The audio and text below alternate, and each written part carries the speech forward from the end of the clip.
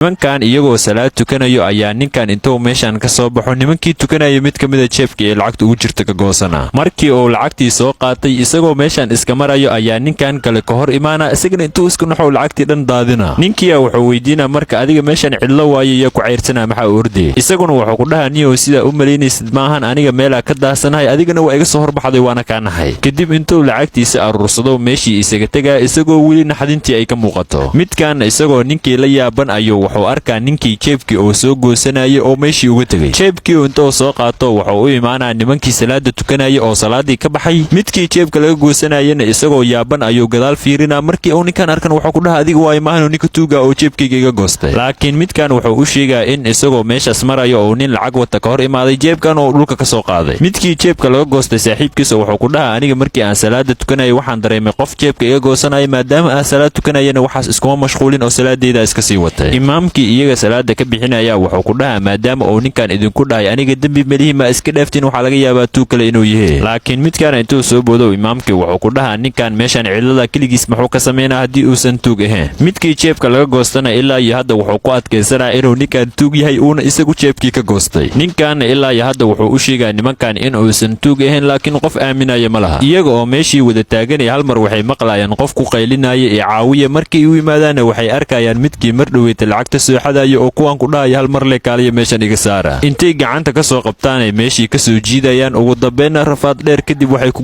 guuleysanayaan inay banaanka keenaan. Markii ay banaanka u soo bixiyeen iyagii wuxuu ku dhahay iska kay cafiya lacagtana u jiidin idinka soo qaatay qofkii jeebka idinka gooyana aniga waaye. Ninkiina wuxuu ku dhahaa markii aad salaada tukanaysa maqaskan intaan soo qaatay ayaan jeebka ka goostay. Intaas kadibna anigoo sii ordayo ayaa meel dhiiqa ku dhex dhacay marka waxaan idinka rabaa inaad iska keen cafisiin. Ninkii imaamka ayaga u ahaa wuxuu ku dhahaa waa iska cafinay oo orod iska bax arrintaana mar dambe ha sameen muuqaalkana leegno saar.